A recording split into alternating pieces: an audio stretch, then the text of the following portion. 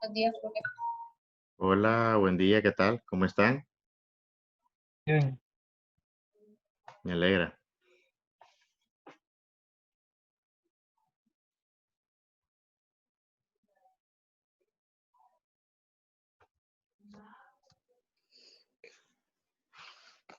Buenos días, Buenos días, ¿qué tal? ¿Cómo bien, están?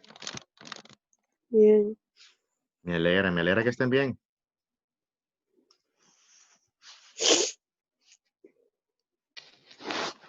Buenos días, profe. Buenos días, ¿cómo están? Ahorita apaguen sus cámaras. Apáguenlas, apáguenlas. Muy bien. Hoy sí. Que estoy bien delicado, jóvenes, y por eso mejor ahora lo he decidido hacerlo así porque no los quiero exponer. No los quiero exponer. Muy bien. Vamos a continuar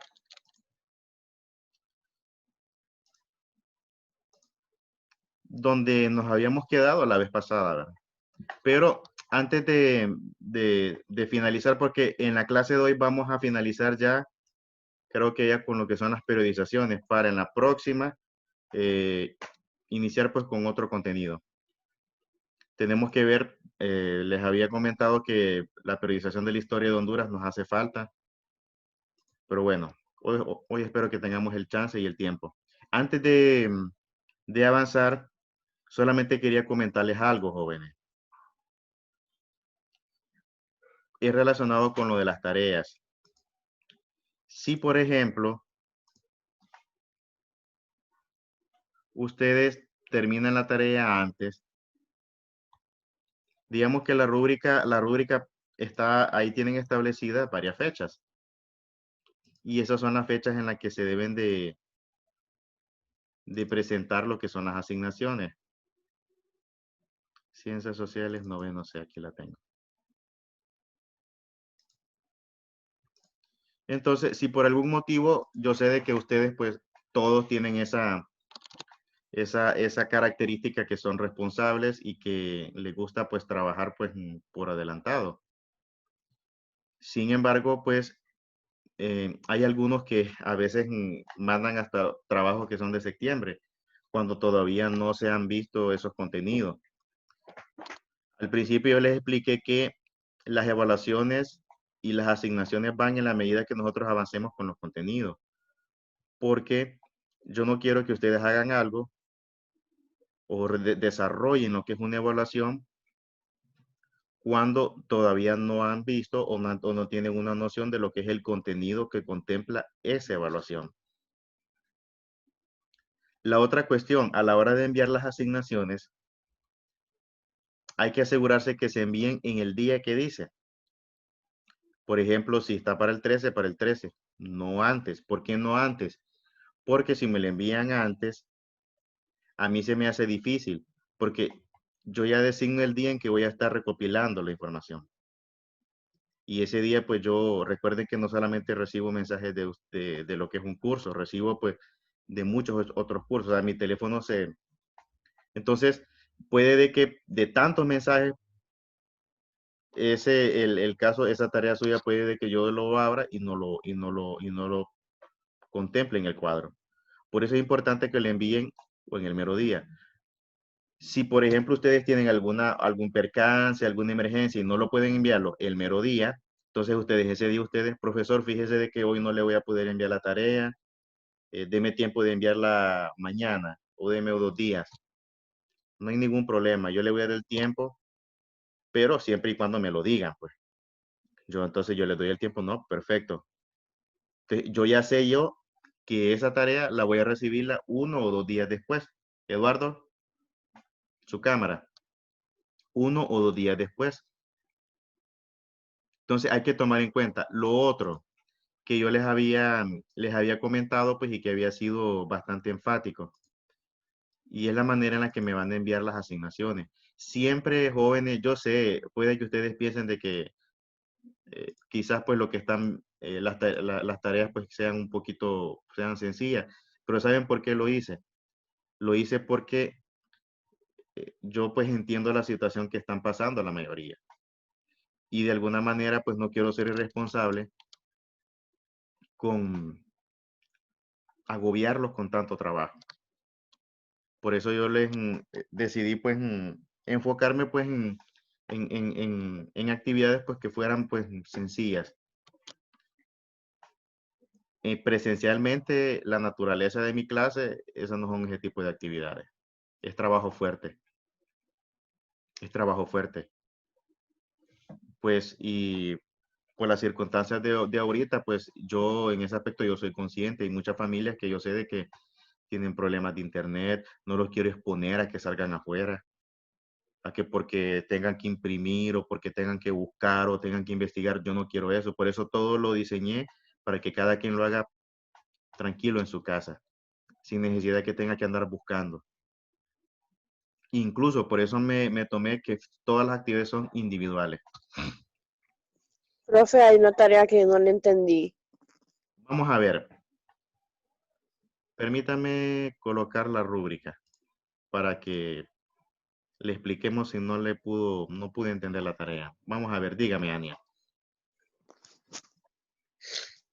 Aquí tengo una Es la rúbrica. antepenúltima. Cuadro comparativo. Sí. No. La última, pues. Ah, la línea de tiempo. Bueno, una Sí. línea de tiempo, jóvenes. Me imagino que en las clases, ustedes ya están en noveno. Ya tienen experiencia con una línea de tiempo. Ya han desarrollado en varias ocasiones. Se lo digo yo porque yo sé de que tanto lo que era Ausi como cuando les dio Marcela cuando estaban en séptimo, han trabajado o no sé si les ha dado Norvia. Entonces, una línea de tiempo en primer lugar es una secuencia de una serie de hechos que se comienza desde el más antiguo hasta el más reciente. Vamos a buscarle un ejemplo acá para que pueda comprender.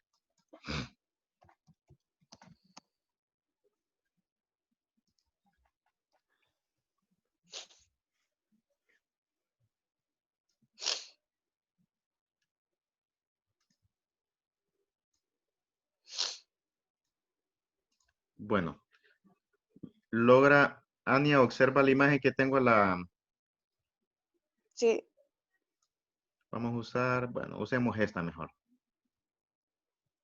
Esta está mejor. Bueno, una línea de tiempo es así, mire, Ania. Si usted se fija, Sí. comienza desde el más antiguo al lado izquierdo y finaliza con el más reciente. Es decir, de menor a mayor. Y la línea de tiempo tiene la característica que se segmenta en periodos o en años. Entonces, cada año, obviamente, pues que ahí ocurrió un hecho. Entonces, ahí se nombra el hecho que ocurrió en ese determinado año. En el caso de nosotros, vamos a ver. En el caso de nosotros, estoy viendo de que ahí tenemos una línea de tiempo donde se integra acontecimientos como la Revolución Francesa, la Revolución Rusa, la Revolución Industrial, la Primera Guerra Mundial, la Segunda Guerra Mundial y la Guerra Fría.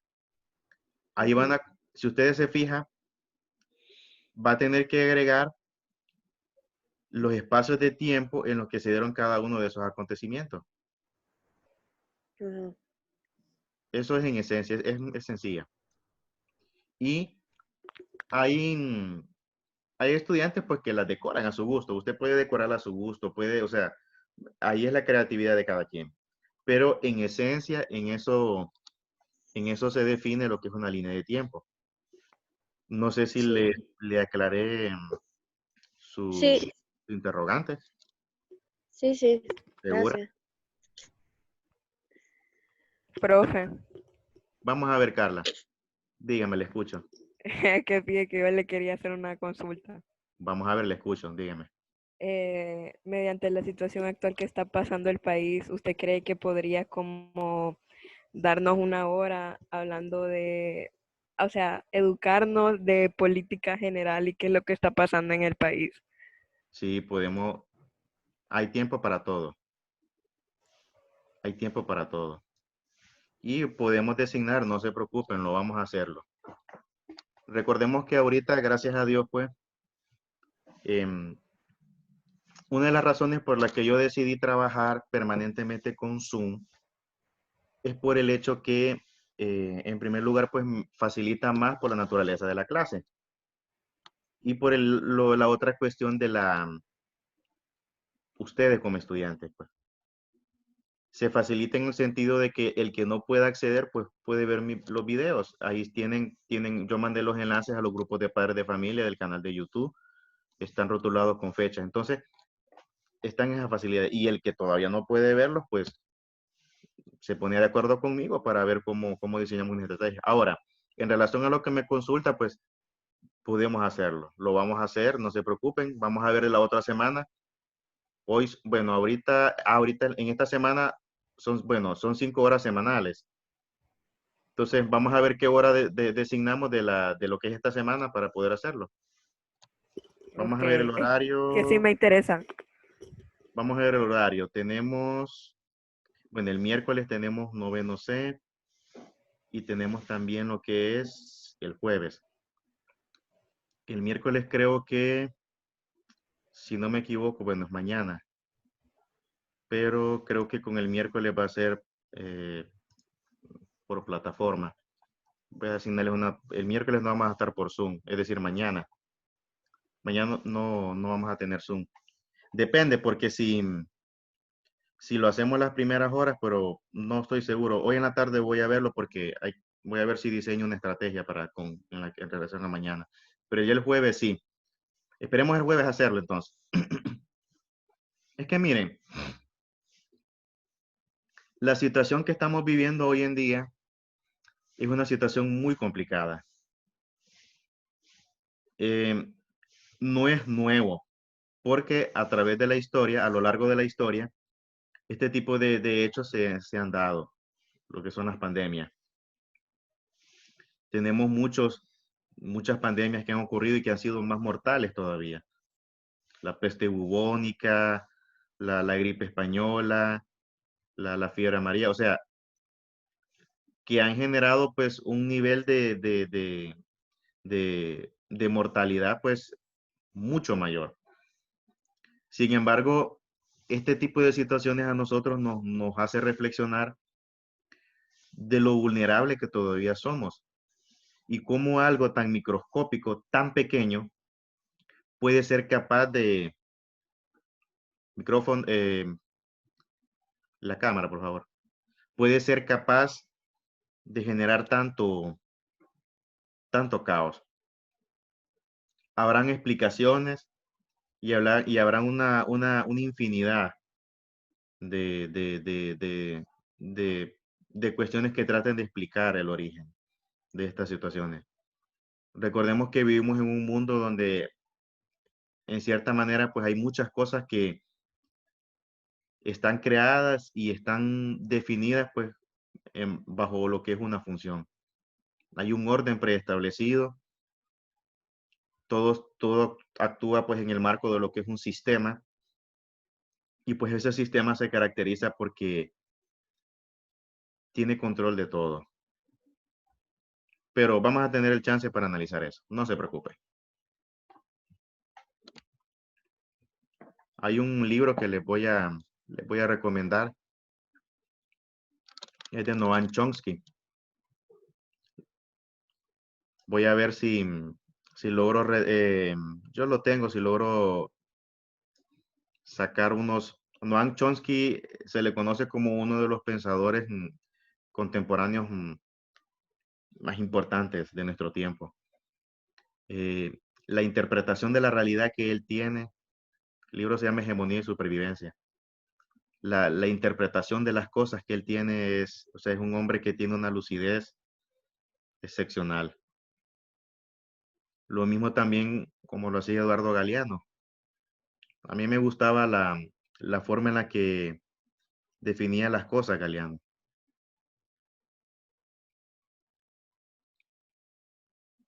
Vamos a ir viendo y vamos a ir analizando. Bueno, la última clase nosotros estuvimos examinando, desmenuzando lo que son pues los aspectos que componen lo que es este tipo de periodización. Habíamos visto de que la periodización materialista, sus dos momentos fundamentales, los difiere por la posesión o la tenencia de la propiedad privada. Recordemos que en la comunidad primitiva, al no existir medios sociales o diferencias sociales, perdón, no había tampoco lo que era posesión de bienes. Entonces, por consiguiente, no existía el concepto de propiedad privada. Eso se comienza a introducirse cuando, después de la invención de la agricultura, se comienzan ya a generarse lo que es la tenencia de la tierra. Y ahí es donde comienza a surgir ya lo que es la propiedad privada sobre los medios de producción. Aquí, si ustedes se fijan, Carlos Marx, de una forma magistral, él establece que la historia después de la barbarie, en la historia han sucedido o se han desarrollado una serie de sistemas económicos. Sistemas económicos que se han caracterizado por el hecho de que, en primer lugar, la posesión de los medios de producción ha ido variando y ha ido cambiando. Recordemos que cuando hablamos de los medios de producción, estamos hablando de aquellos elementos que hacen posible lo que es la generación de la riqueza. En el caso del feudalismo, el medio de producción era la tierra. Por consiguiente, teníamos una forma de producción basada en lo que era una agricultura, donde teníamos que el señor feudal tenía a su disposición una gran cantidad de parcelas de tierra, y el señor feudal venía y a los campesinos que no tenían nada, les decía, te voy a darte tantas manzanas que las trabajes, pero vos me vas a dar el 98% de lo que produzcas ahí en esas manzanas, el 98% de la cosecha es mía, vos solo te quedas con el 1%, o el 97% es mío y el 3% es tuyo. Entonces, el campesino, obviamente que la población, por necesidad, tenía que acceder a trabajar en esas condiciones desfavorables. Entonces, ahora, ¿qué le otorgaba derecho al señor feudal? El hecho de que él era el dueño de esa tierra. En primer lugar, aquí es donde interviene lo que es la figura de la monarquía. Recordemos que en ese tiempo la monarquía era, por decirlo así, la forma de organización pues política. Las características de un sistema monárquico es que son despóticos, existe lo que es la figura de una sola persona en la cual se concentra todo el poder. Podría llamarlo yo como lo que son, por ejemplo, las familias, las dinastías que están al frente de las monarquías. Cuando hablamos de las dinastías, generalmente estamos hablando de las familias, que en cierta manera, pues, es una forma parasitaria. El problema ahora que esta forma de dominio era totalmente desigual, muy desigual. Las desigualdades eran brutales. Teníamos contrastes enormes. Y si ustedes observan a lo largo de la historia, se han venido dando lo que son las desigualdades sociales. Hoy las vemos también. Nuestra sociedad hoy en día se caracteriza porque hay mucha desigualdad social. Cuando hablamos de desigualdad social, estamos hablando de que unos tienen muchos y otros tienen muy poco. Ahora, la pregunta que se ha generado es ¿por qué será? ¿Por qué será de que existe esa situación? En primer lugar, si nos ubicamos en el contexto hondureño, Honduras, en lo que es pues su evolución histórica, ha aplicado lo que son pues diferentes modelos económicos. Y aquí lo vamos a ver en lo que es su periodización. Recordemos que cuando finaliza lo que es la época colonial y cuando se da lo que es el proceso de independencia, entre comillas, y que incluso la independencia de una u otra manera pues fue un arreglo, fue una transición. Había una puja entre lo que son las clases sociales de ese tiempo durante el periodo colonial, donde los peninsulares tenían todo el control y teníamos los reclamos de la clase criolla de ese tiempo. Los peninsulares eran los españoles no nacidos en América, es decir, españoles que habían nacido en España y que estaban en América. Y los criollos eran los hijos de los españoles nacidos en América. Esa es la diferencia.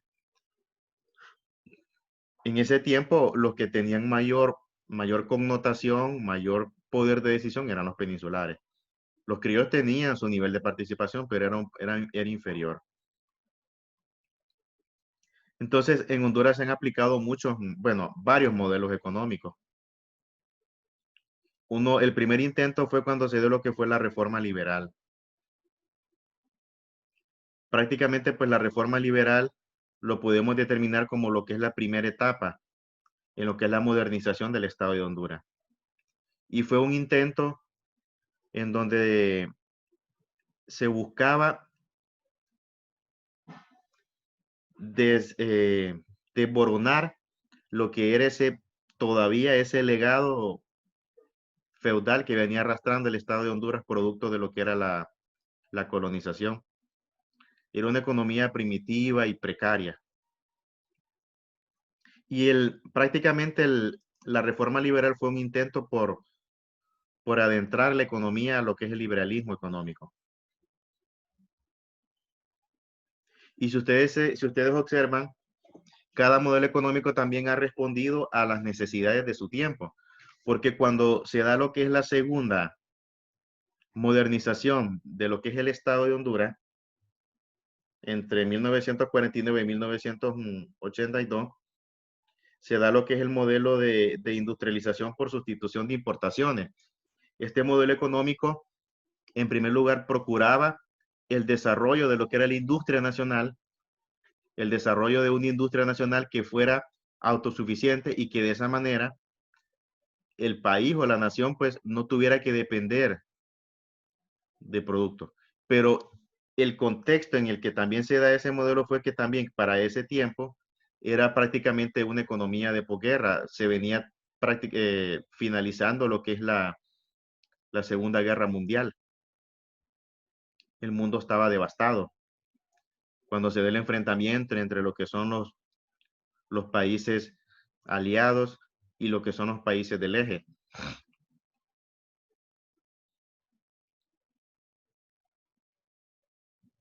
Y que todos saben el desenlace final.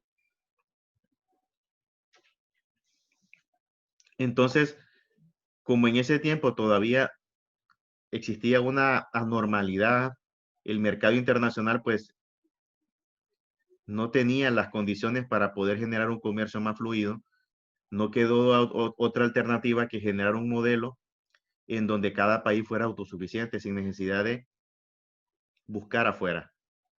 Entonces, esa fue la intención de lo que fue ese modelo. Y pues en cierta manera vino a generar pues un cambio gradual.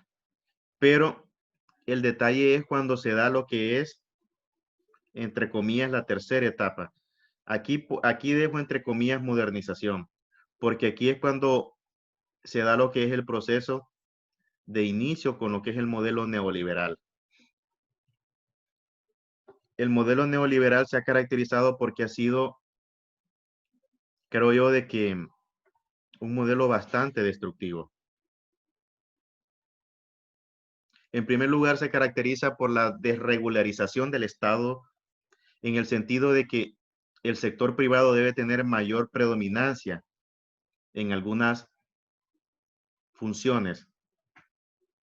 Para los neoliberales, por ejemplo, la función del Estado a través de lo que son sus empresas públicas no es eficiente. El sector privado debe tener la potestad en manejar lo que son ese tipo de cosas.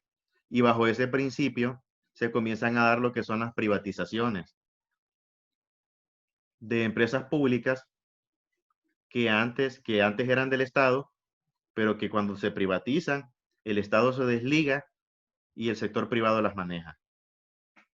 Cuando se privatiza un servicio, los que perdemos somos nosotros. Porque en primera instancia, cuando se concibe lo que es, por ejemplo, una empresa pública para que le brinde un servicio a la población, prevalece el hecho de que se garantice un acceso a ese servicio por un costo módico. En el sector privado ya viene ya lo que es el lucro. Un ejemplo, cuando se crea la NE. La función que tuvo la NE en su inicio era, en primer lugar, que fuera una empresa pública del Estado que garantizara el acceso al servicio de energía eléctrica a la población, que se encargara de generación, comercialización y también lo que es la parte de la transmisión de la energía eléctrica.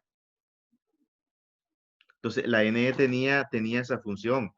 Y cuando al principio la matriz de generación energética se basaba por lo que es la generación de energía hidroeléctrica. Se inician grandes proyectos de infraestructura como lo que es la represa El Cajón, una obra monumental. Recordemos que generar energía eléctrica de forma hídrica a través del agua es mucho más económico que como lo estamos haciendo actualmente. Recordemos que actualmente todavía tenemos una alta dependencia de lo que es la energía térmica. No sé, cuando ustedes pasan por Pavana, ¿han observado unas plantas que están ahí? Jóvenes. Sí. Sí. Bueno, esas plantas son plantas de generación energética térmicas. Son plantas térmicas de energía.